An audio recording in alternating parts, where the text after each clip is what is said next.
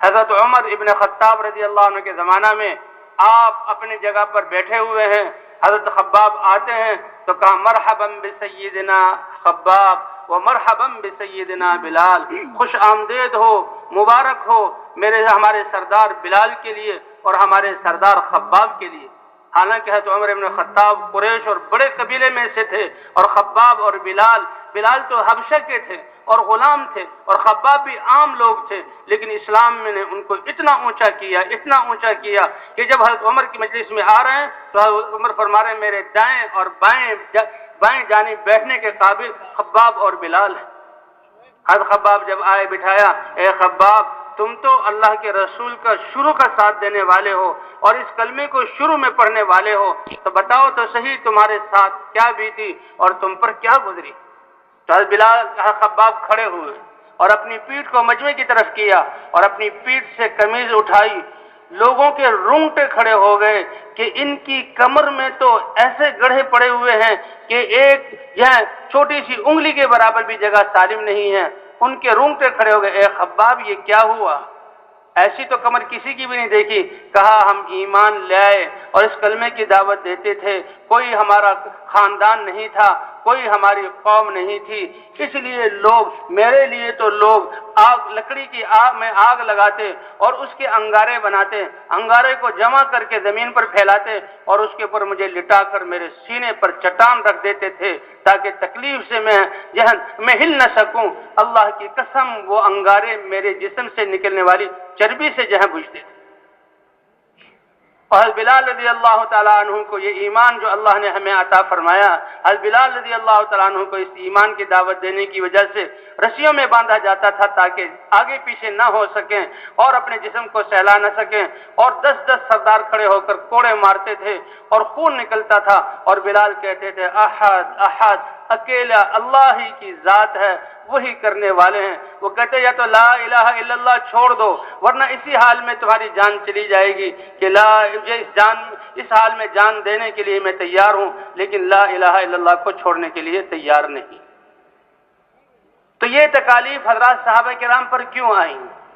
اس لیے کہ جو بھی کلمہ پڑھتا تھا اس کلمے کی حقیقت اس کے سامنے آ جاتی اور اپنی قوم کی ہمدردی کی کتنی گمراہی اور کتنی جہالت میں اور حق سے کتنے وہ دور ہیں اور ان کا کتنا برا انجام ہوگا، وہ شفقت حضور صلی اللہ علیہ وسلم کی صحبت کی وجہ سے جو ان کے دلوں میں آتی تھی، صحابہ کو بیٹھنے نہ دیتی اور اس پہاڑوں کے برابر تکلیفیں اپنے اوپر سہتے تھے اور وہ دعوت دیتے۔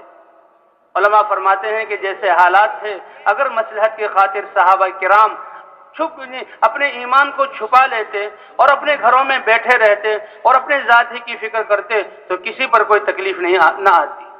بلکہ یہ ساری تکالیف اس دعوت کی وجہ سے اور حضور صلی اللہ علیہ وسلم کی صحبت کی وجہ سے اور اس کلمے کی حقیقت کو اگر صحابہ سمجھ جاتے تھے تو چاہے وہ حضرت ابو بکر ہوں اور چاہے وہ حضرت بلال ہوں اور چاہے وہ حضرت عمر رضی اللہ تعالیٰ عنہ، ہر صحابی چاہے مرد ہو یا عورت ہو وہ دین کی دعوت دیتا کہ لا الہ الا اللہ۔ یہ اس کی وجہ سے ان کو اپنی قوم کی گمراہی ان پر کھلتی تھی، اور پھر اس گمراہی کی وجہ سے جو ناکامی سامنے آنے والی ہے، اللہ کے رسول صلی اللہ علیہ وسلم جو بتاتے تھے اور قرآن میں جو آیات ہیں ان کو سمجھ کر کہ ہمارے جو کفر پر مرے گا وہ اتنی بڑی ناکامی میں جائے گا، تو ان کے دل میں ایسا درد اور غم ہوتا تھا کہ وہ اپنے اوپر پہاڑوں کے برابر مصیبتیں جھیلتے تھے لیکن دعوت کو نہیں چھوڑتے تھے۔ حضرت عبداللہ ابن حذافہ رضی اللہ تعالی عنہ جہاد کے لیے نکلے ہیں اور ایک ملک میں گئے ہیں، وہاں قید ہو گئے۔ غسانی عرب بادشاہ وہاں کا تھا، انہوں نے اس سے بات کی تو وہ سمجھ گیا کہ یہ بہت سمجھدار اور بہت کام کے آدمی ہے، تو پہلے اس نے لالچ دیا اور کہا کہ دیکھو اگر تم اپنے دین اسلام کو چھوڑ دو اور محمد صلی اللہ علیہ وسلم کی اتباع کو چھوڑ دو اور میرے دین پر آ جاؤ تو میں اپنی بادشاہت کا آدھا ملک تمہیں دے دوں گا اور اپنی بیٹی سے تمہاری شادی کر اپنا داماد بنا لوں گا۔ تو یہ ہنسے کہ کتنا ہی بے وقوف یہ بادشاہ ہے اور کیسی گھٹیا یہ بات کر رہا ہے۔ کہا تم تو اپنے ایک چھوٹے سے ملک کی آدھی سلطنت اور اپنی بیٹی کا رشتہ دینے پر مجھے لالچ دے رہے ہو،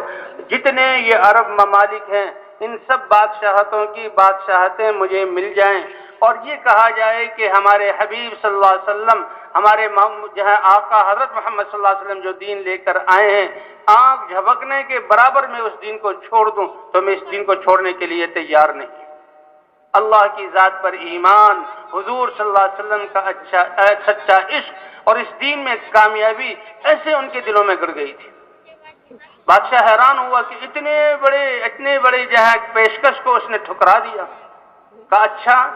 تو پھر ان کو ڈراتا دھمکاتا ہوں، تو حوالے کر دیا فوجیوں کے۔ کہا اس کو جو ہے سولی چڑھاؤ اور ماہر تیر اندازوں کو لگاؤ کہ تیروں کی اس پر بارش کریں، لیکن اس کے جسم کو نہ لگے، اس کے جسم سے گزرتے ہوئے گزر جائیں، اس کے جہاں سر اور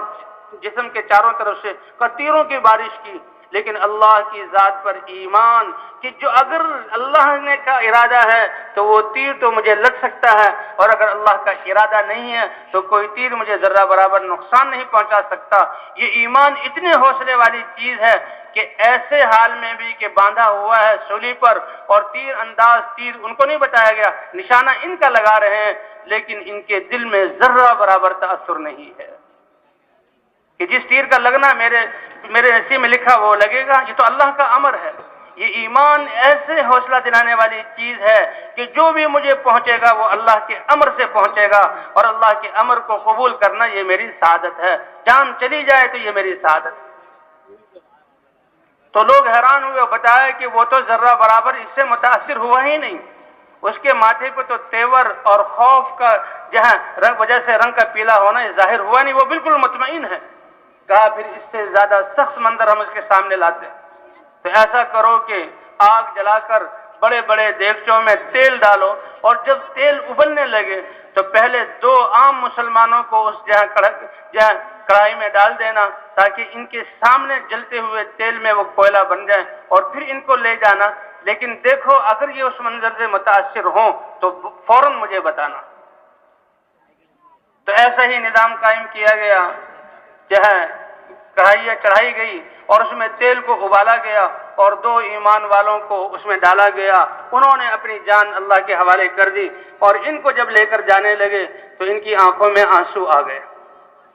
تو فوجی سمجھے کہ اوہو یہ تو متاثر ہو گیا، رونے لگا، بادشاہ کو خبر دی، بادشاہ بھی بڑا خوش ہوا کہ لے آؤ ان کو واپس۔ اور بادشاہ نے کہا دیکھو میں نے تو پہلے ہی تمہیں پیشکش کی تھی، اور اب بھی تو تمہاری آنکھوں سے آنسو ہے، تم رونے لگے۔ کہ بادشاہ سلامت تم سمجھے نہیں کہ میں رویا کس وجہ سے ہوں؟ کہا کس وجہ سے روئے ہو؟